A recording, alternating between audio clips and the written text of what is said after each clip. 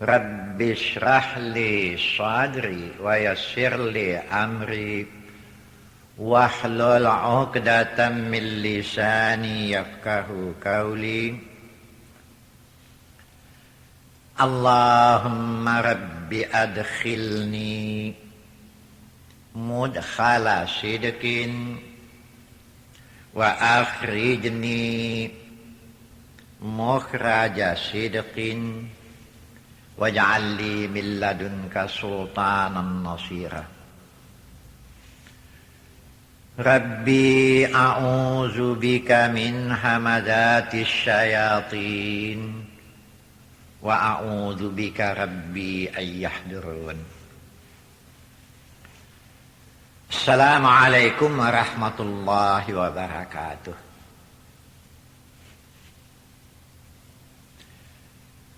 Tuan-tuan, saudara-saudara, ibu bapak semua.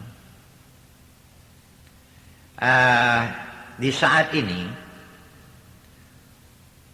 saya ingin menyampaikan persoalan suami istri atau rumah tangga dan sekitarnya ya. Adanya negara ini kan dengan adanya rumah tangga, terjadilah dusun, berbentuklah menjadi satu kecamatan, camat, kabupaten, himpunan kabupaten, jadi provinsi, negara. Jadi banyak sekali hubungannya ini dengan apa yang disebutkan Allah di dalam Quran dengan hablum minan nas. Hablum minan nas, hubungan sesama kita manusia. Apalagi hendaknya ya orang mukmin ini menjadi contoh maunya kepada masyarakat banyak. Jadi rumah tangga seorang mukmin itu harus terpelihara dengan baik. Nah inilah yang selalu saya dengungkan di mana-mana ya.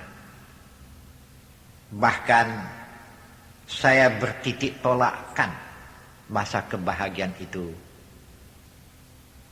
tidak terletak pada kekayaan. Keluarga besar, makin besar keluarga, kalau tak hati-hati main, hancur dibikinnya, berantakan. Jadi tidak ada bahagianya lagi kehidupan kalau macam ini. Apakah sudah merupakan keluarga besar sudah bahagia? Oh enggak. Kekayaan sudah di tangan sudah bahagia? Enggak. Laisal ghina an kanzil mal. Tidak di situ terletak kebahagiaan itu. Kebahagiaan juga tidak terletak pada kekuasaan di tangan. Tapi kebahagiaan itu terletak pada jiwa yang tenang. Tentram jiwa itu di dalam. Nah ini ketentraman jiwa inilah. Itu bertitik tolakan kepada ilmu, iman, amal. 3 sejalan itu ya. Ilmu, iman, amal. Ilmu harus melahirkan keimanan di dalam hati yang tidak goyang. Dan harus dapat dibuktikan dengan amal. Pembuktian daripada keimanan seorang. Keluarga mukmin. Nah kebahagiaannya. Kan itu yang kita kejar dalam kehidupan dunia ini.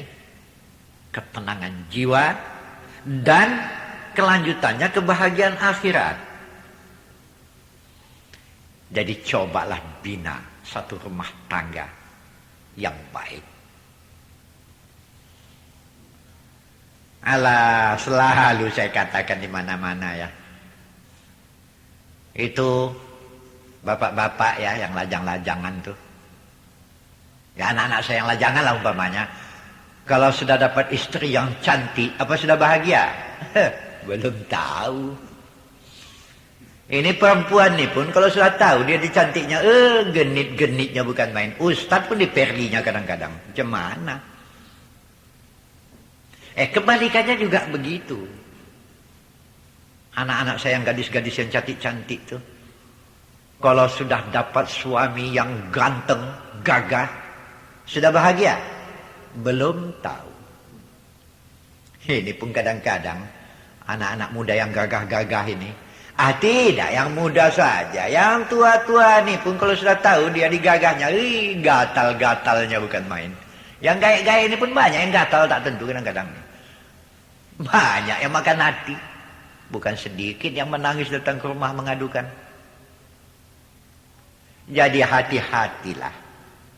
Itu mangka selalu, apalagi kami yang tua-tua ini ya, memperingatkan yang muda-muda. Tengok-tengoklah bekal kawan hidup. Perhatikan begitu. Ya, kalau dapat cantik, akhlak baik, paten kali lah.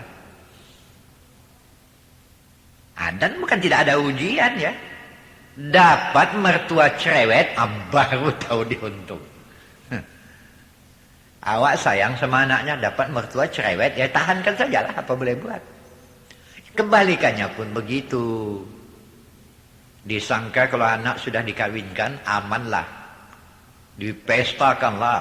Juta habis duit memestakannya itu. Pakai band lagi. Kadang-kadang ada yang main disco lagi. Habis pesta selesai semua. Sehari, 2 hari, sebulan, 2 bulan.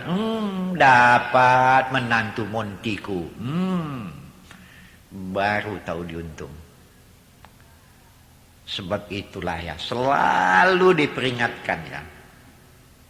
Tapi ialah pula ya, kami sebagai pendakwah ini kan hutang kami cuman menyampaikannya. Mau diikut, alhamdulillah. Tak mau, lantaklah situ.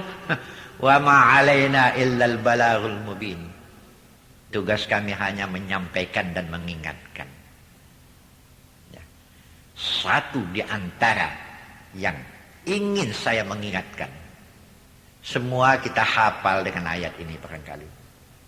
Ayat yang berbunyi, latus alunna yauma idzin anim naim. Segala nikmat yang sudah engkau ambil di muka bumi, nikmat daripada segala seginya ya. Nikmat yang dimakan,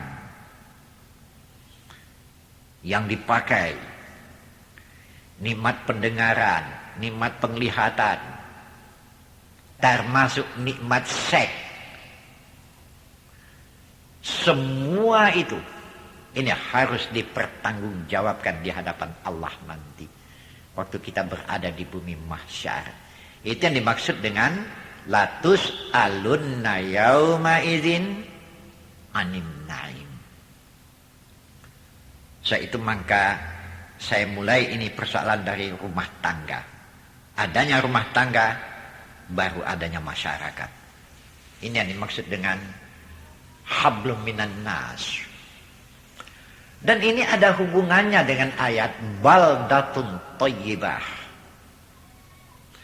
Baldah ini bisa diartikan negeri, baldatun thayyibah bisa diartikan dengan perkampungan. Baldatun itu bisa diartikan dengan negara kalau besar, kalau yang kecil dusun lah umpamanya. Baldatun thayyibah. Ya. Negeri, kampung. Entah kota lah ya. Yang thayyibah, yang baik. Wa rabbun ghafur. Kemudian keampunan dari Allah. Itu yang kita ingini ya.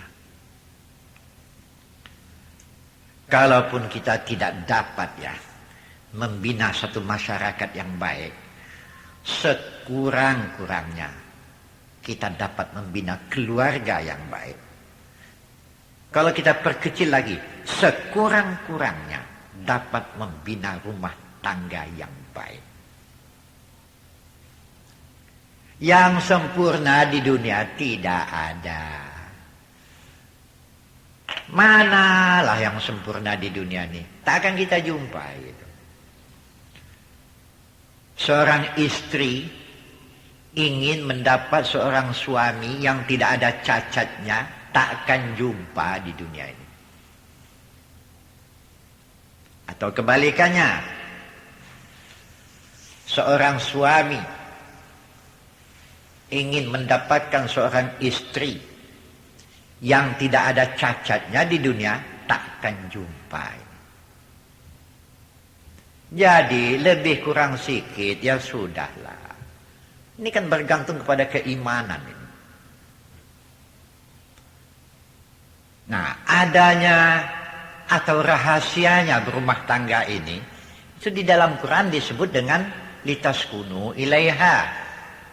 Supaya ada ketenangan dalam kehidupan. Oh, nanti saya berikan beberapa contoh-contoh ya. Dalam kehidupan Rasulullah. Bagaimana Rasulullah di rumah tangga. Bagaimana sahabat-sahabat Nabi di rumah tangga. Untuk contoh kita itu. Ya, bergaul bagi manusia. Itu adalah hal yang tidak dapat dihindarkan. Ya, sekurang-kurangnya pergaulan dalam rumah tangga, berkeluarga, berfamili. Hubungan antara seorang menantu dengan mertua. Kebalikannya mertua dengan menantu. Hubungan bebesan-besan, bersaudara. Ya, kepandaian bergaul. Itu merupakan modal dalam kehidupan. Pelajari ini baik-baik ya. Hayati. Yang menjadi pokok hubungan kasih sayang. Silaturahim. Terpelihara hendaknya dengan baik. Ya, di dalam Al-Quran maupun di hadis Nabi, tidak sedikit kita jumpai ayat merupakan perintah, kadang-kadang merupakan ancaman terhadap manusia yang tidak memelihara pergaulannya dengan baik. Tidak bisa memelihara sesamanya dengan baik. Keluarga, famili. Terutama sekali bermodalkan kepada bergaul suami istri. Bergaul suami istri, efeknya nanti anak, mertua, ibu bapak, jiran, sahabat, besan, oh banyak nanti perkembangannya. Ya, sebagai contoh ya, baik saya bawakan di sini dulu satu hadis Nabi yang diriwayatkan oleh Bukhari, Muslim. Satu-satu saya sampaikan dulu. Bunyi hadis itu begini. An Abi Hamzah Anas bin Malik radhiyallahu taala anhu khadimi Rasulillah sallallahu alaihi wasallam anin Nabi sallallahu alaihi wasallam qala la yu'minu ahadukum hatta yuhibba li akhihi ma yuhibbu li nafsihi. Ini hadis yang diriwayatkan oleh Bukhari dan Muslim. Artinya ya, hadis ini dari Hamzah, Abi Hamzah Anas bin Malik. Abi Hamzah ini Anas bin Malik ya. Khadam Rasulullah. Dari Nabi Muhammad sallallahu alaihi wasallam berkata Rasulullah, tidak sempurna iman seseorang daripada kamu, hingga ia kasihi saudaranya seperti ia mengasihi diri sendiri. Nah, Anas bin Malik ini, khadam itu hamba. Anas bin Malik bukan hamba dari Rasulullah, tapi dia memperhambakan diri. Nah, jadi saya perbaiki kalimatnya nih. Bahasa khadimi Rasulullah, memperhambakan diri yang dimaksud di sini. Karena pernah satu kali ya, di rumah tangga Rasulullah, hingga karena Anas bin Malik ini sudah bergaul begitu rapat, maka dia merasa bahasa Aisyah, istri Rasulullah itu sudah sebagai saudara kandung sudah. Jadi pada satu hari ada terjadi pertengkaran di antara Aisyah dengan Anas bin Malik. Bertengkar maksud di sini bukan bertengkar begaduh ya. Yang satu mengatakan begini harus bikin, kata yang satu tidak begini. Itu yang dimaksud dengan pertengkaran. Yang satu mempertahankan, ya agak tajam, tidak berkelahi ya. Waktu tengah begitulah datang Rasulullah.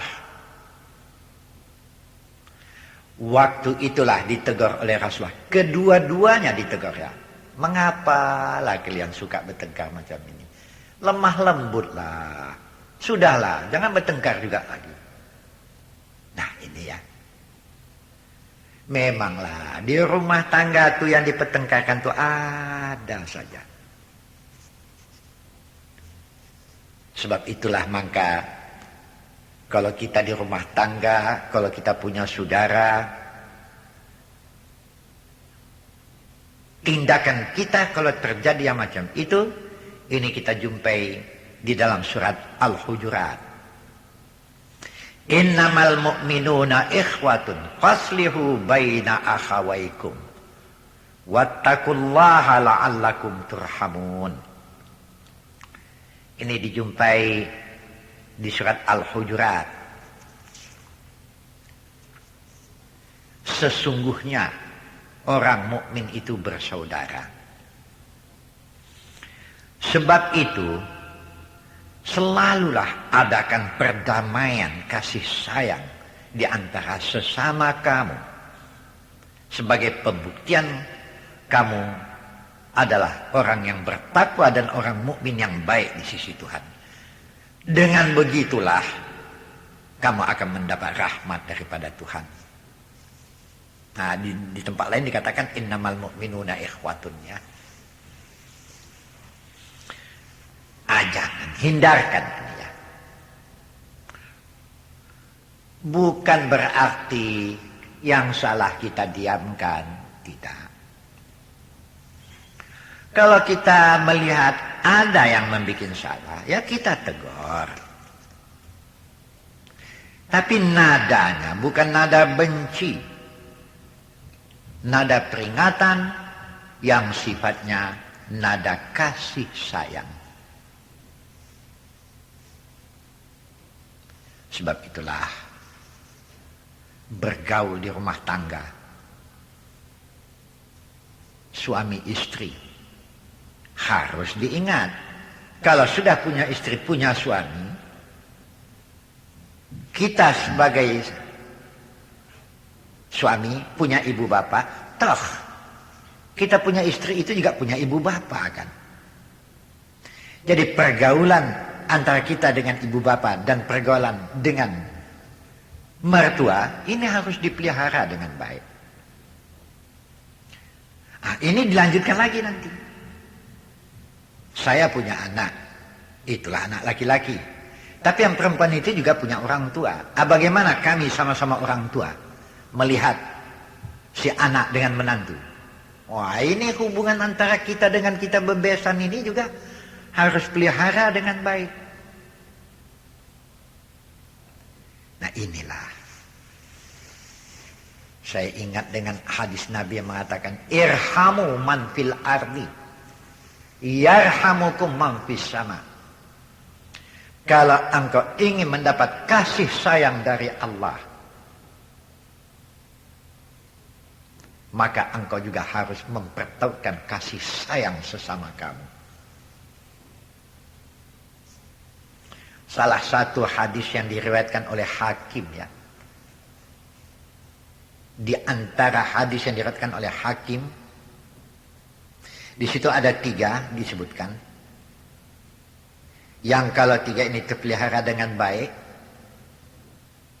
orang ini juga berhak untuk mendapat naungan Allah nanti di bumi mahsyar. Di situ dikatakan, iza u'tul haqqa kabilu, 1. Wa iza su'iluhu bazalu, 2. Wa hakamu 'alan nas ka hukmihim 'ala anfusihim, 3. Ini hadis riwayat Hakim ini. Iza u'tul haqqa kabilu. Kalau ada orang memberikan yang hak, memperingatkan kita dengan yang baik, menegur kita, terimalah dengan dada yang lapang. Oh, ini terutama di rumah tangga tadi. Antara suami istri, ya. Ini umumnya suami istri. Si suami mengatakan dia yang betul, si istri mengatakan dia yang betul. Dia saja yang betul, yang lain salah. Oh, jangan. Seorang suami, kalau katakannya di istri, ya, jangan bikin begini. Kalau sudah betul itu, bawa berpikir. Kalau sudah betul, terima dengan dada yang lapang. Jangan ditantang lagi. Kebalikannya pun begitu. Mentang-mentang kita suami ini bos di rumah tangga, ditegur oleh istri, dibentak pula, jangan campur urusan aku, ya. Jangan begitu, kenapa? Kalau datang teguran dari istri, kalau sudah betulnya, terimalah dengan dada yang lapang. 1, ya. Kedua, di situ dikatakan, wa idza su'iluhu bazalu. Su'ilu, ditanya, kok ada yang diminta, kalau ada yang ditanya, kalau berupa yang diminta, berilah dengan jujur. Kalau ada yang ditanya, jawablah dengan jujur.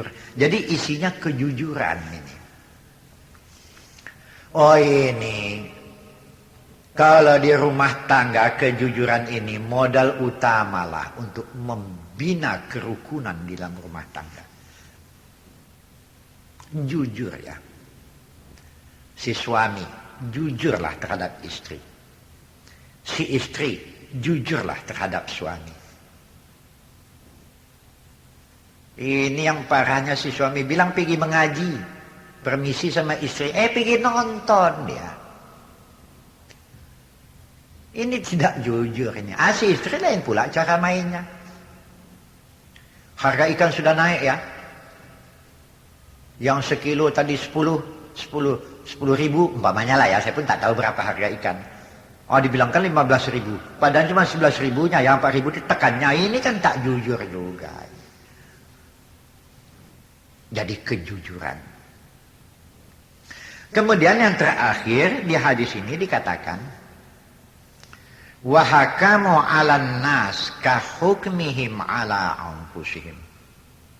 Hukumlah manusia seperti kamu menghukum dirimu sendiri. Ini sudah pasti bukan hakim di pengadilan maksudnya ini.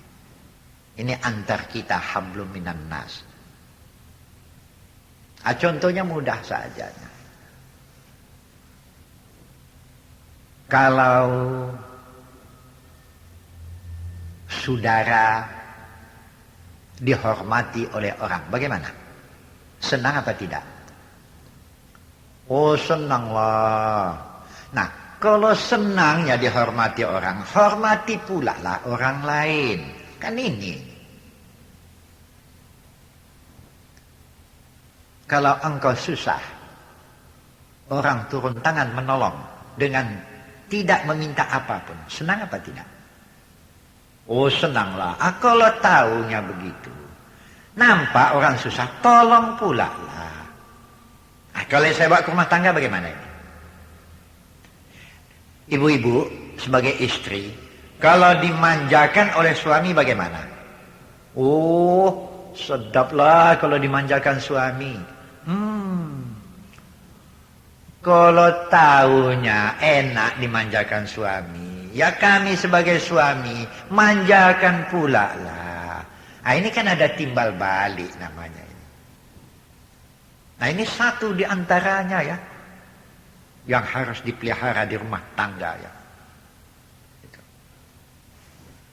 Ini main bentak ke bentak, hendaknya ya walaupun bergejolak di dalam hati, di wajah yang pantang kelihatan maunya. Oh kalau ada yang diminta, minta tidaknya dilarang. Dengan nada yang lemah lembut kan bisa. Nada merayu kan bisa. Nah ini perkara bentak-membentak inilah. Kadang-kadang orang lain yang punya salah, kita laki bini pula yang berantem. Ganjil ini kan. Nah demikian juga. Kalau orang tua kita dihormati oleh istri, senang ya? Oh senanglah. Kalau tahunya begitu. Istri kita itu kan punya orang tua juga. Hormati pula lah orang tuanya. Ah ini timbal balik ini. Kalau terpeliharalah ini dengan baik ya. Oh amanlah rumah tangga itu. Tentram. Nah itulah yang ingin saya peringatkan. Dan nanti akan saya berikan beberapa banyak contoh-contoh dalam persoalan yang semacam ini. Yang ini sampai sini dulu. Istirahat kita dulu sebentar. Ya, nanti kita teruskan dengan beberapa contoh-contoh. Ya. Assalamualaikum warahmatullahi wabarakatuh.